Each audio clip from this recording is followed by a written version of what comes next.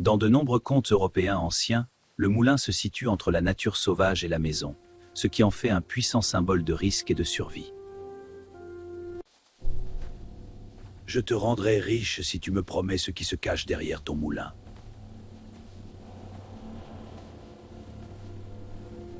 Le pauvre homme ne pensait qu'à l'arbre derrière le moulin, n'imaginant jamais que la promesse irait plus loin que l'écorce et les pommes. La jeune fille se tenait derrière le moulin, pas derrière l'arbre, et tu as promis à notre enfant.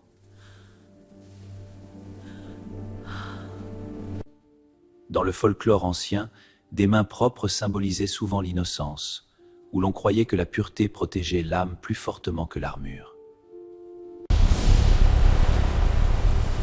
Je ne peux pas la toucher tant qu'elle est si pure. Le diable exigeait qu'il ne reste plus d'eau dans la maison, mais le chagrin lui-même deviendrait le ruisseau qui la protégeait. Ses larmes coulaient comme une bénédiction vivante, et le mauvais marché ne pouvait toujours pas l'atteindre.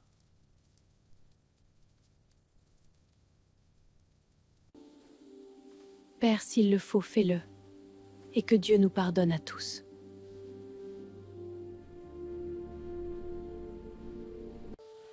Dans de nombreux contes anciens, le fait de couper les mains représente la perte du pouvoir temporel, mais aussi le début de l'endurance spirituelle.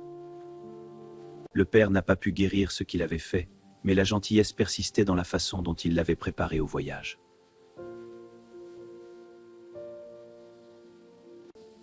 Elle n'est pas partie avec colère mais avec foi, n'emportant rien d'autre que l'endurance et l'espérance de la miséricorde divine. Les voyageurs des vieux contes de fées entraient souvent dans la forêt non seulement pour se perdre, mais aussi pour se refaire. Lorsque l'aide humaine échoue dans les contes sacrés, le pont apparaît souvent par la grâce plutôt que par la force. À propos, les murs médiévaux des vergers protégeaient les fruits précieux, et les poires étaient des symboles précieux de nourriture, de patience et d'abondance tranquille. Elle mangeait aussi doucement qu'un oiseau, n'acceptant que la miséricorde qu'elle mettait à sa portée. Le roi ne vit pas un voleur dans le verger, mais un mystère marqué de misère et de grâce.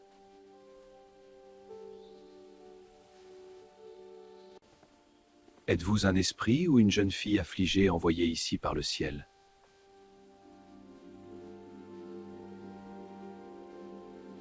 Je ne suis qu'une pauvre fille abandonnée par le malheur. Et pourtant Dieu ne m'a pas abandonnée.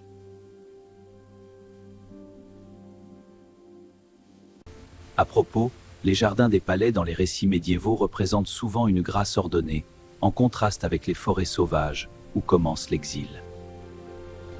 Le roi ne la laissa pas déshonorer et il ordonna que des mains en argent soient fabriquées avec le plus grand soin.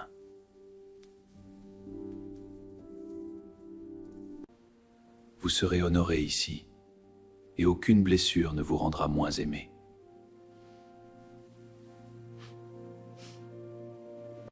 Leur mariage n'est pas né de la seule beauté, mais de la miséricorde, du courage et de la volonté de voir la dignité là où d'autres ont vu la ruine.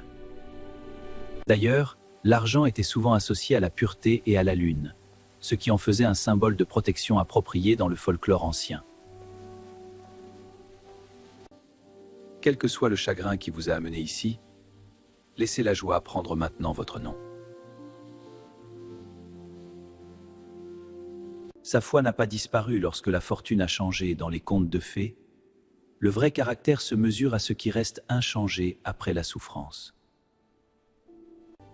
Je dois aller à la guerre, mais mon cœur reste ici avec toi et notre enfant à venir.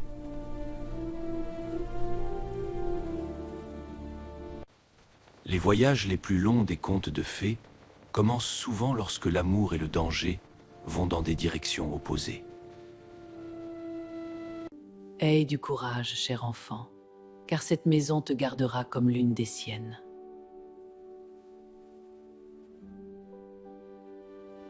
À Pro, les langes étaient largement utilisés dans les foyers médiévaux parce que les gens pensaient qu'un emballage ferme aidait à protéger et à stabiliser un nourrisson. Une lettre portée à cheval pourrait décider du sort des royaumes, et dans les contes de fées, les mots écrits sont souvent aussi dangereux que les épées. Le mal ne pouvait pas la vaincre par le toucher, alors il s'est transformé en tromperie. Un monstre né de ma reine ne peut pas être vrai, mais je dois répondre avec miséricorde et attention.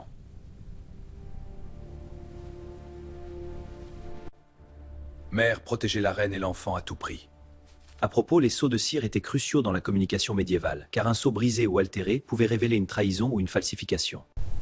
Il a changé la miséricorde en meurtre avec un faux commandement, transformant l'amour en piège au moyen de l'encre et de la peur. Je ne lèverai jamais la main contre une mère et un enfant innocent.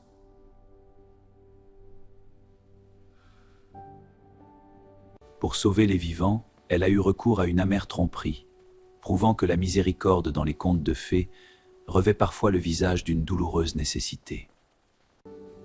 Partez dans le vaste monde avec votre enfant, et que le ciel vous guide sur le chemin que je ne peux pas parcourir pour vous. D'ailleurs, l'exil est l'un des plus anciens schémas de contes de fées, marquant le moment où une héroïne doit construire son identité loin du refuge hérité.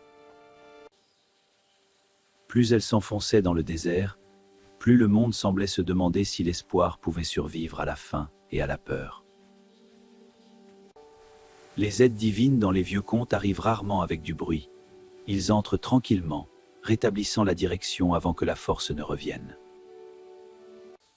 Une maison de refuge l'attendait dans le désert, simple et sainte, comme si la miséricorde elle-même avait bâti des murs contre le désespoir.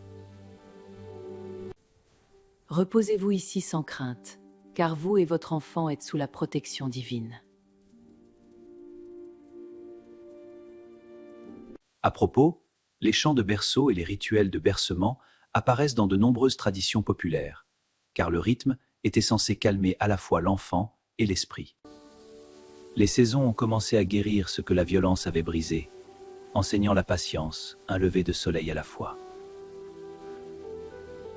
Les herbes des bois telles que la sauge, le thym et l'achillée millefeuille étaient appréciées dans les anciennes maisons pour la guérison, la cuisine et la bénédiction du ménage.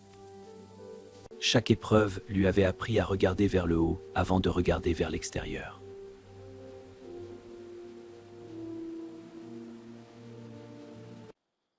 Pendant qu'elle dormait sous les soins divins, la chair et le sang commençaient à revenir comme le printemps après un hiver impitoyable. À propos, les mains restaurées symbolisent plus que la guérison dans le folklore. Ils représentent le retour du libre arbitre, de la dignité et de la place qui lui revient dans le monde.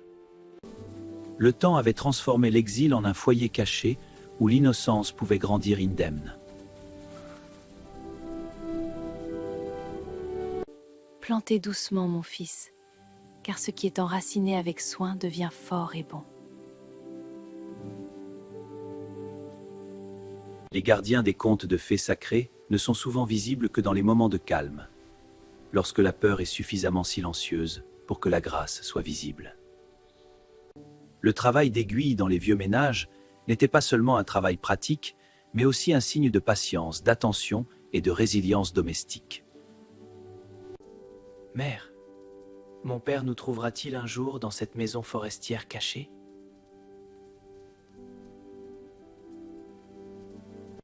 Ce que signifie l'amour n'est jamais perdu pour toujours.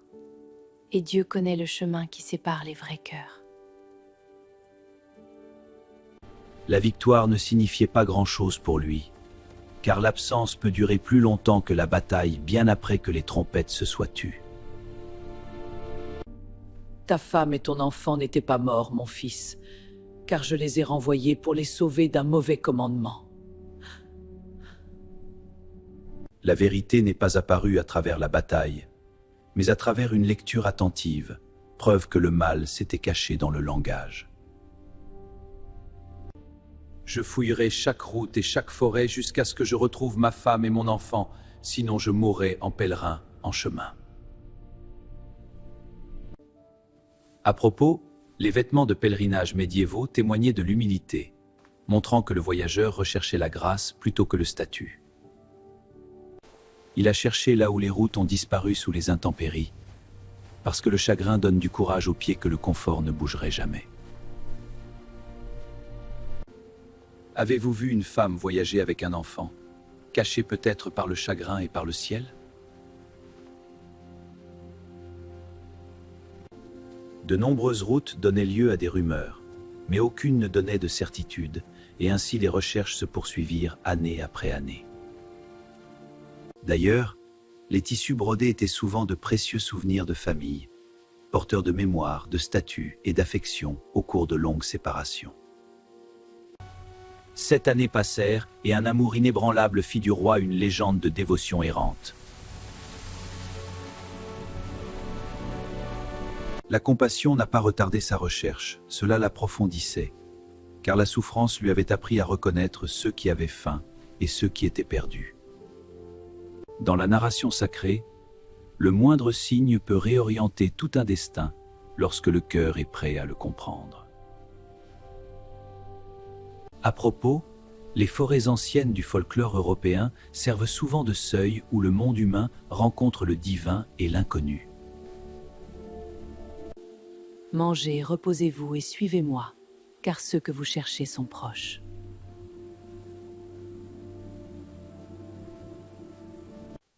Dans les contes anciens, l'hospitalité est un acte sacré, transformant des étrangers en âmes reconnues avant même que des noms ne soient prononcés. L'enfant n'a vu qu'un étranger fatigué, mais le destin arrive souvent dans les contes de fées, recouvert de la poussière des longs chemins. À propos, les objets de reconnaissance tels que les bagues, les vêtements et les jetons sont essentiels dans les contes populaires, car la mémoire voyage souvent plus loin que les noms.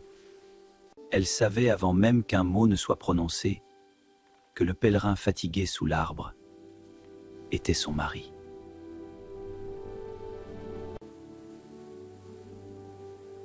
Dis-moi, qui es-tu, dont les visages semblent abriter un cœur qui a trop longtemps erré? Je suis ta femme, et voici ton fils, et le ciel nous a gardés jusqu'à cette heure.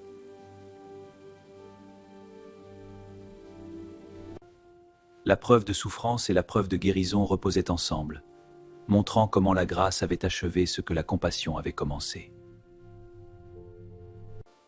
D'ailleurs, dans l'art sacré européen, les anges apparaissent souvent lors de réunions et de sauvetages, marquant le moment où la providence cachée devient visible. Les traditions du pain et du sel dans toute l'Europe symbolisent depuis longtemps l'accueil, la loyauté et le devoir sacré de protéger un invité ou un membre de la famille. Mon fils, j'ai cherché à travers 7 années de route et de tempête pour enfin te retenir. Le chemin qui menait autrefois à l'exil est désormais devenu le chemin du retour.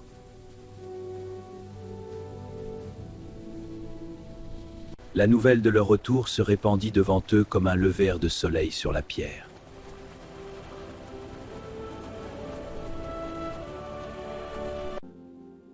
Bienvenue à la maison, enfant bien-aimé, car chaque jour sans toi a été une prière inachevée. À propos, les cloches des villes médiévales marquaient souvent les moments d'arrivée royale, de victoire, d'action de grâce et de joie publique.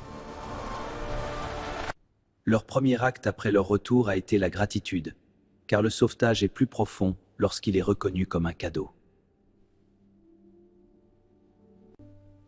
Les objets votifs et les coffres de reliques étaient souvent conservés pour se souvenir du danger survécu, de la guérison reçue et des promesses tenues. Ce jardin nourrissait autrefois ma faim en secret, et maintenant il nous accueille ouvertement en paix. À propos, dans le folklore, les arbres fruitiers symbolisent souvent la mémoire, la nourriture et la transformation des difficultés en bénédiction. Le temps avait lourdement vieilli le père, car la culpabilité peut broyer un cœur plus durement que n'importe quelle meule. Nous ne sommes pas venus accuser, mais pardonner et laisser la paix entrer là où vivait autrefois le chagrin. Mon enfant, je t'ai fait un tort excessif, et pourtant ta bonté me revient alors que je ne mérite que du chagrin. Le partage du pain est l'un des signes les plus anciens de confiance restaurée, car les personnes qui mangent à la même table acceptent de laisser la violence derrière la porte. Le mal pouvait tenter, blesser et tromper, mais il ne pouvait pas gouverner une maison réclamée par le pardon et la protection divine.